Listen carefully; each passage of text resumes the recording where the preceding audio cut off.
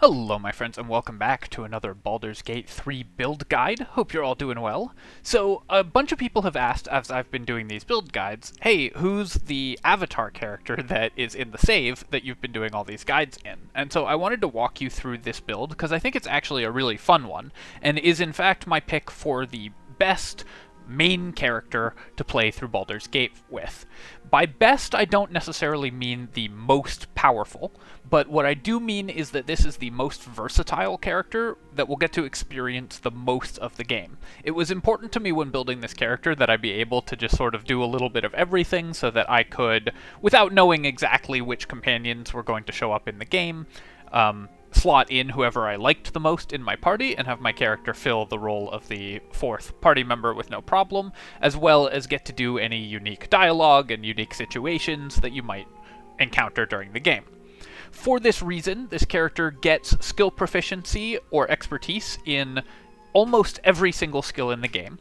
We get access to almost every spell in the game, and we can mix it up in melee combat, tank extremely well, fight in melee reasonably well. We have excellent skills throughout every possible skill challenge, and we have expertise in every single dialogue skill, which allows you to, of course, make any dialogue check that you want. It's also probably the best character for romancing everybody, in case you need to make checks when doing that. So that's why I like this character so much. I'm going to show you sort of the final state of the build, but I should warn you that there are some spoilers, and we use some exploits and specific items in this build, so just be warned that there will be some of those coming up during this build guide.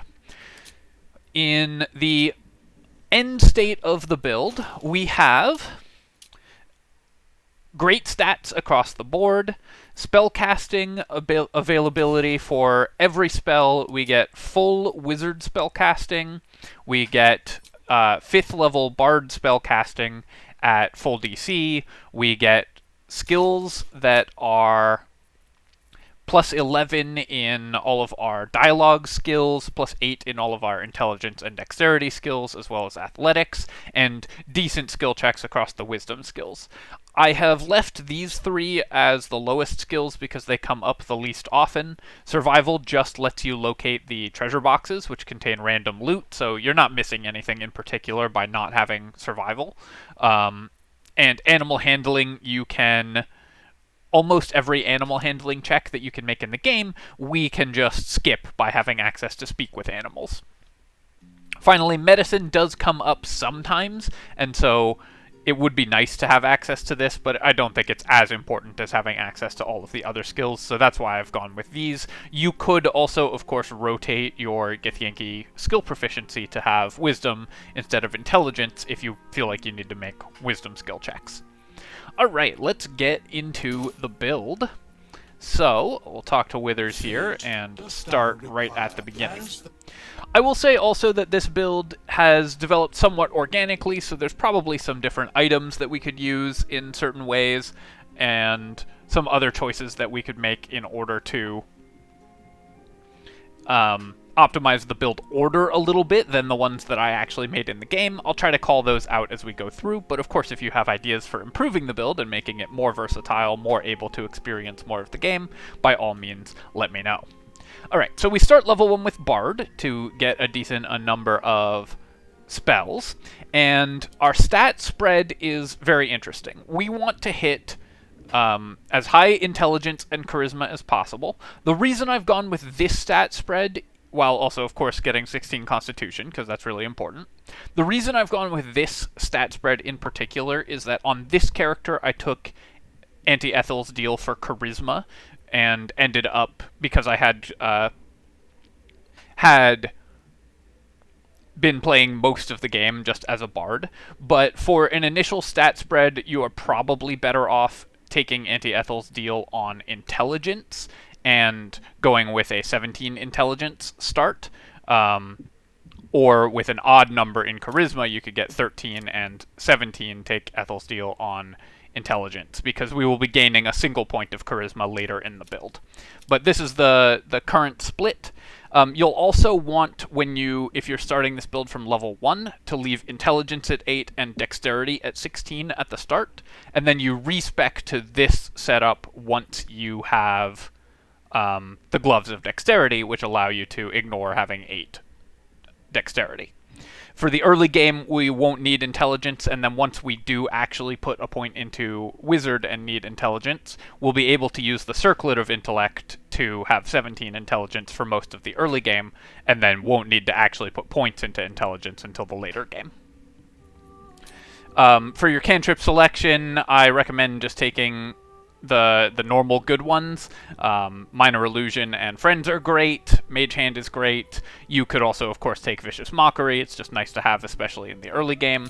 For our spell selection on Bard, we are going to try to avoid taking things with saving throws in the early game, although later on you are going to have the same DCs on your Bard and Wizard spells once you reach Act 3 and get a certain item. But for the first 2 acts, you're going to be playing with slightly lower DC on your Bard spells than Wizard spells, and so you want to try to avoid taking things that have save DCs.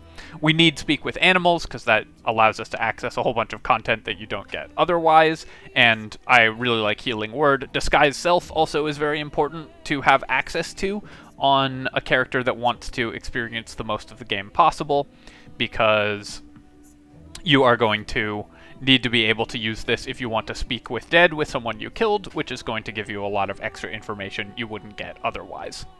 For race, we of course take Githyanki, and the reason for this is the Astral Knowledge class feature, which lets you gain proficiency in all skills of a certain type. We're going to be using that on intelligence skills, giving us access to every single intelligence skill, so we'll never have to level up an intelligence skill.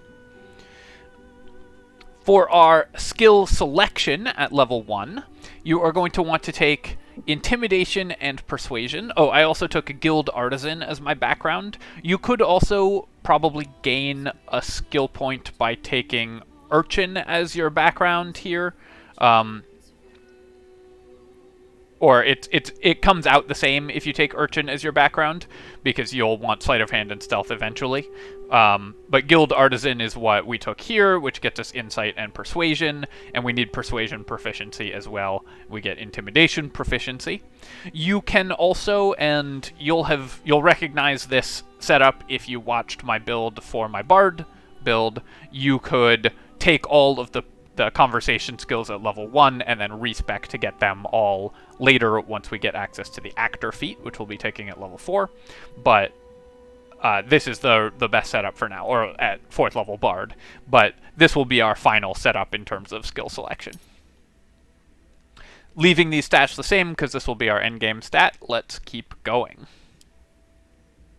This is kind of a weird, different setup for me, so let me know how you like this build guide that's not based around a specific character or anything, just walking through my actual character build. Alright, so at level 2 we take Cleric. You have a couple choices here for Cleric. You can take, because we want to get access to heavy armor and martial weapon proficiencies, and Cleric is one of the best ways to do that. As well, it gives you a ton of extra options and an enormously important conversation option. With our cantrip selection, if we take the Thaumaturgy cantrip, let me actually get that. We don't need Sacred Flame because that will be based on our wisdom, which won't be good. We get Guidance and Thaumaturgy. So now between Friends and Thaumaturgy, we can always have advantage on every charisma-based skill. We also get to Guidance ourselves, or have a party member do it for an additional bonus, so we have huge dialogue checks right off the bat. Resistance or Blade Ward are probably the best of these other ones, although it can also be useful to have Light on any character. Blade Ward can be very useful since we will be tanking in melee. Sometimes this is very handy. It also makes it harder for you to lose concentration on spells. And this character does have a small weakness in that your Constitution save is good, but not incredible. So, and you don't get Constitution save proficiency, so any damage that we can reduce will prevent us from losing concentration. For our subclass, To maximize the amount of things that we can do, you want to take either Tempest or War Domain, because that gives you access to both heavy armor and martial weapon proficiency, and so you can wield any weapon, wear any armor in the game, once you have either one of those.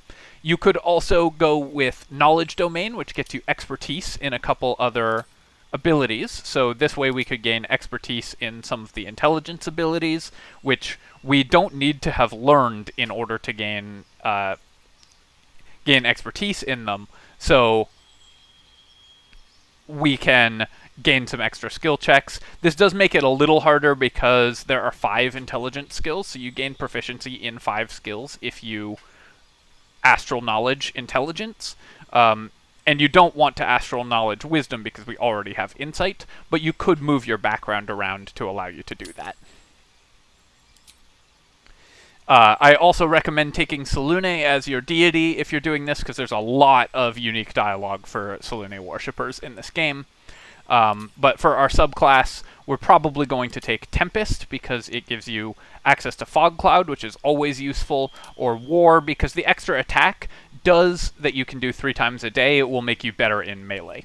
Another option is to take Life, just because the Disciple of Life ability is very powerful, and having Bless always prepared is extremely good. I'm going to assume that we have taken War, which gives us 2 spells that aren't incredibly useful for us, but we mostly want Cleric for Bless and Healing Word, so we'll just always prepare those. If you took Life, you would have Bless always prepared already, so you could take Create Water, which it has a lot of utility as well.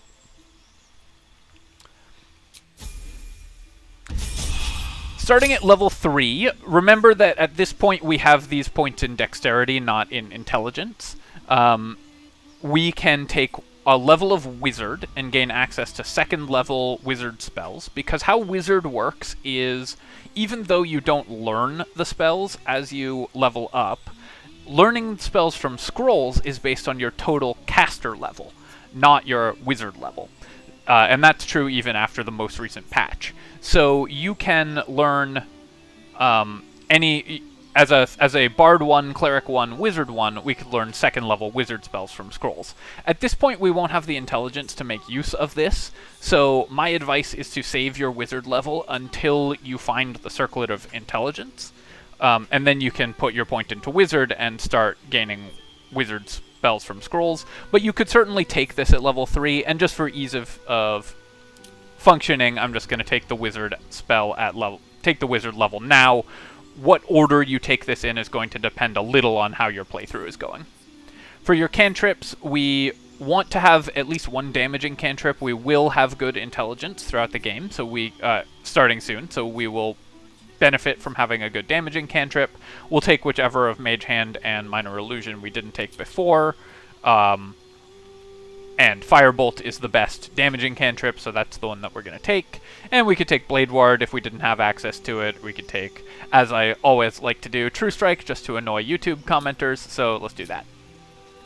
For our spell selection, as our first level spells, you definitely want to get access to Shield, Fog Cloud, Grease, Fog Cloud if you're not a Tempest Cleric, and Magic Missile.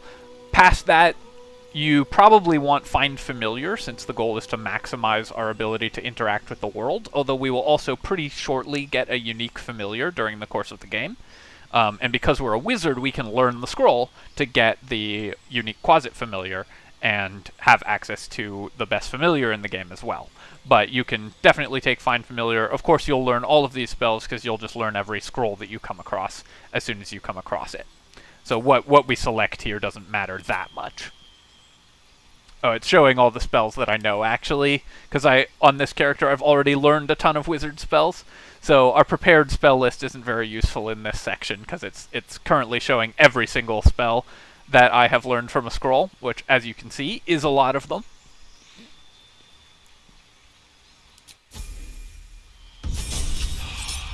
So at this point in the game, we're basically the same as a 3rd level wizard, but with a bunch of dialogue checks, and a bunch of extra dialogue checks, and heavy armor and shield proficiency, and martial weapon proficiency. So we're better than a 3rd level wizard in pretty much every way. But at this point, we go back to Bard, and we're going to keep leveling up in Bard for the next little while, because Bard gives us access to a bunch of defensive tools that will become really important for this character, as well as a bunch more skills. So we will keep taking more Bard spells. Again, take ones mostly without saves, like Featherfall or whatever, but what you take at this level doesn't matter as much, I don't think. You could also, for example, take Sleep at level 1 because it's really good. And then swap it out later, but I'm just going to show you sort of the end game of the build. At 5th level, we get access to the Githyanki once per day Misty Step, which of course is awesome. And for our Bard spells, some that are really nice to have are any that the wizard doesn't get access to, of course, are great. So, for example, wizards don't, I think, get Enhanceability, or Enthrall. I'm not actually 100% sure which ones they get and which they don't, but the spells that bards get that wizards don't are what you're really looking for. Although, of course, any of the good spells that you just always want prepared, you can basically think of your bard levels as giving you sort of cleric domain spells. Think of it as the same as the domain spells. It's just a spell that you always have prepared by default. So it's your selection should be based on what you think you'll always want. For example, Cloud of Daggers is something that you are always going to pick, no matter what. So, always going to want prepared no matter what. For our subclass, I think you actually have two choices here. You could go College of Swords if you want to make this a more martial-oriented character, because you'll get access to extra attack that way, and then you will be a fully functional martial character throughout most of the game as well, if you go College of Swords. I personally like going Lore College because Cutting Words gives us access to the two best defensive options in the game, Cutting Words and Shield, from our wizard levels, also giving us access to a bunch of other skills. Lore Bard gets extra skills, and we'll get expertise in more skills as you level up, so now we can take 3 additional skills here, which is, of course, really good. We'll just take probably Athletics, Sleight of Hand, or Athletics and Stealth, and then we take, additionally, don't take Deception or Performance. You need to skip these, but we take one other skill that's not in Intelligence. So I'll just take Acrobatics so that we have all the Dexterity skills, because I think that's fun. We also get to add Expertise to Persuasion and Intimidation at this point in the game, meaning that our dialogue checks are now extremely high. Which is excellent, and they're just about to get better.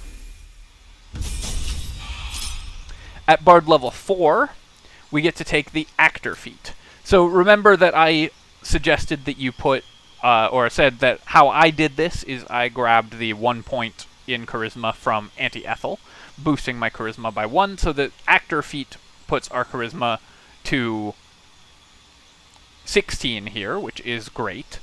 At this point, you could also have moved your stats around a little bit if you wanted to use the Auntie Ethel boost to Intelligence. Then you could end up with lower Charisma but higher Intelligence, and I think that way you could actually hit 20 Intelligence on this build easily, which is something that my version of the build, because I didn't put that point in there, doesn't do. But then you would just want to make sure that you're starting with 15 Charisma or 13 Charisma, depending on what level of Charisma you want to hit by the end of the game. So your options are start with 13, take Actor, and you'll finish the game with 14. Start with 15, take Actor, you'll finish the game with 16, but you would need to lose a point in Constitution to do that. Spell selection, again, just take kind of whatever you feel like you are missing at this point and continue to level up your bard spells. But the Actor feat now gives us expertise in all of the dialogue skills. You don't need to have these dialogue skills in order for Actor to give you proficiency and expertise in them. So once you have that, we now have double our proficiency bonus to every single dialogue skill.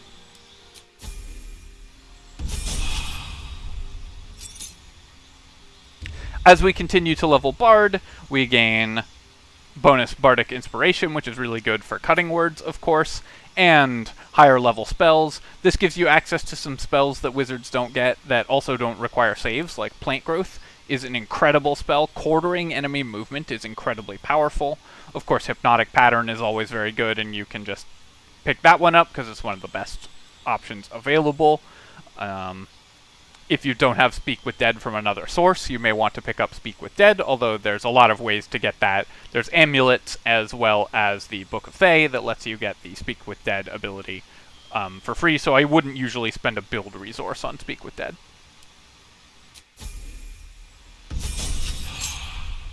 Level 6, you get 2 Magical Secrets, which lets you learn 2 spells that you just always want to have prepared.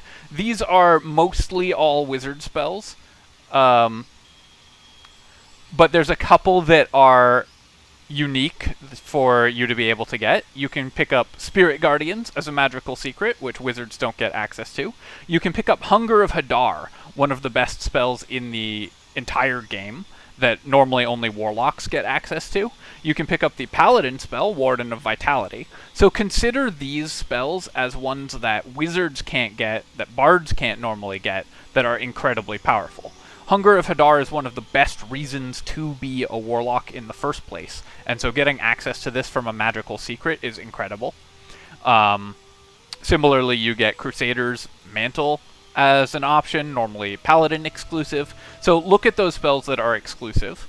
You can also just take the ones that you know you're going to use, like Counterspell and Haste are, of course, incredible to have always, but I definitely would consider taking these spells that you wouldn't otherwise get access to, like Hunger, like Spirit Guardians, if you don't have another user for that, Crusader's Mantle, or Warden of Vitality. My personal pick here is going to be Hunger of Hadar, and I like Crusader's Mantle as well, although that is a second concentration spell. I mean, a lot of these are concentration spells. Restore Vitality as a bonus action is nice, but not incredible, so I wouldn't worry too much about getting access to this. But it basically is just a 3rd level spell for as many healing words as you want, so it can be somewhat spell slot efficient. But overall, I think that you're going to be best off just taking other unique spells. You could also just grab Revivify, but Scrolls of Revivify are cheap. Revivify is one of those words that's hard to say. Then, of course, you just take whatever spell you want access to from your actual bard levels.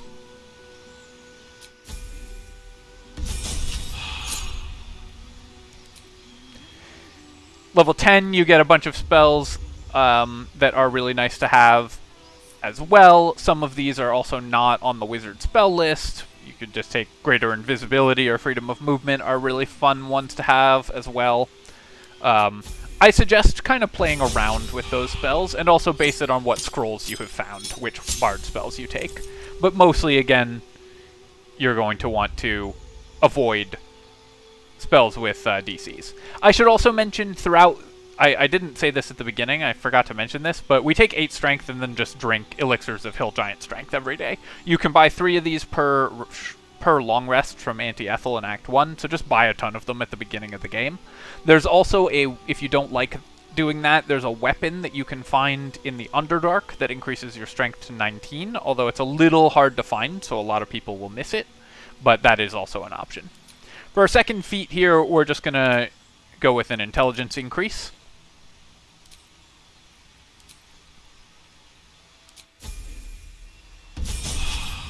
And then at 9th level Bard, we get access to 5th level Bard spells, which include some that you don't otherwise get again. Though the 5th level Bard spells are not incredible, so I wouldn't worry too much about which ones of these we're grabbing. But, you know, it's always nice to have options. At this point, most of your high-level spell slots are going to be taken up by your wizard spells, especially because by the time you hit level 11, you should have gotten access to some of the unique wizard spells that start showing up, many of which are extremely powerful, and I'll show you those, of course, as we go.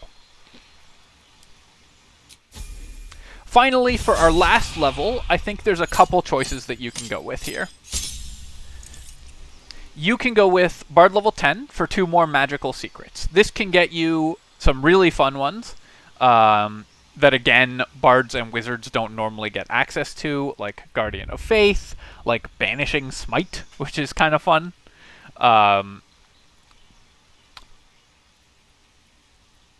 Death Ward, if you wanted something like that. Most of these, though, are not enormous boosts, but getting access to Guardian of Faith and Banishing Smite are pretty cool. Banishing Smite as a bonus action that you can use with a bow gives you a whole bunch of extra damage, which is kind of awesome. And then you can possibly banish them to another plane of existence. You also, at this level, get just more bard spells. So the magical secrets are also very nice. You could also, at this point, just take second level in Wizard to get a Wizard subclass. Wizard subclasses, of course, have a lot of very strong options. My pick for this one is either Evocation, if you're finding that you are hitting your allies with spells. You're going to be throwing around a lot of damage because you have access to the entire Wizard spell list, and many of the unique Wizard spells do AoE damage. Or the best one is probably Divination, because access to Portent is incredibly powerful. This is one of the strongest abilities in the game. My pick for this is probably Divination Wizard, although if you want access to just the broadest array of spells, getting the level 10 magical secrets is really fun as well. But I just love Divination Wizard, it just feels so fun to use. And then, of course, you just take... At this point, you should have all the level 1 spells known, probably, but any that you don't have, you can just grab. Alright, so that is my pick for the most versatile main character. You should be able to get just about every single experience that the game has to offer, whether that be fighting in melee, tanking, skill checks, dialogue checks, and just about every spell in the game from this single character. And it's also extremely powerful, of course, because you're just a very high-level caster.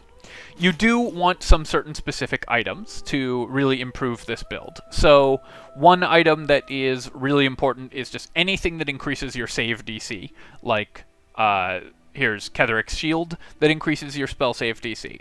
The more of these you stack, the better. Since we don't hit 20 intelligence, we're going to be slightly lower on save DC, unless you used Ethel's Hair on intelligence, in which case your charisma will be a little lower. You can also boost your charisma with something like the Birthright Hat. There's also a couple other options for boosting charisma during the game, but this is a solid one. You can boost your constitution with the Dwarven Splint Mail, and this is, I think, one of the best heavy armor pieces in the game. It also gets you to 18 constitution, so you'll have really good hit points for a mostly bard character. And as a wizard, you'll also, of course, want to be drinking elixirs of Hill Giant Strength every day, like we talked about, although if you don't want those, another item that can fix this is the Club of Hill Giant Strength. If you wield this, it just sets your strength to 19. You won't be doing a ton of damage if this is your source of Club of Hill Giant Strength, but it does give you a bunch of points in athletics, and also jump distance and carry weight, which I think are really important for a main character. But that's why I just use the elixirs of Hill Giant Strength, because it's just really nice to have high strength on a main character. So putting it all together, as you can see, we have +9 to our athletics, so can push pretty much anyone and can't be pushed by just about anything.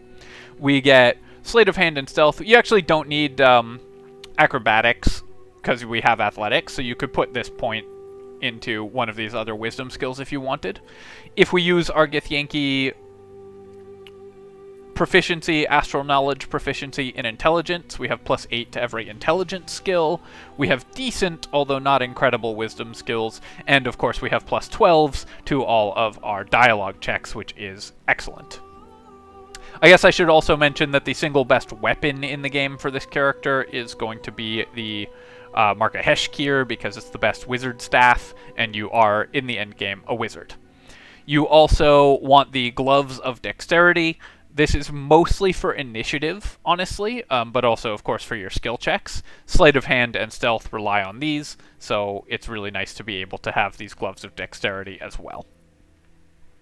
Alright, my friends, I hope that you've enjoyed this look at this character. I think this is a really fun character. And honestly, I wanted to make this build just because I wanted to show off my main character. You know, we all love the little tunes we've created. So I was like, you know what? What if I can get a couple thousand people to look at my little guy in particular? um, and yeah, I hope that you enjoyed that look at it and sort of the thought process for trying to build the most versatile character in the game. And as always, if you have, then feel free to leave a like, leave a comment. Both of those things help a ton with the algorithm. Suggest any more optimizations or itemizations. This is designed to come into its own with items in the beginning of Act 3, so I haven't included any late Act 3 items.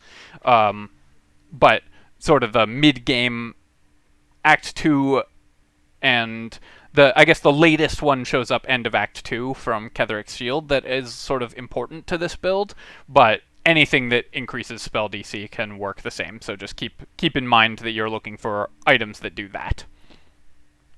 And of course you can subscribe to my channel for more of this and other strategy game content, and I'll catch you next time. Cheers my friends, GG.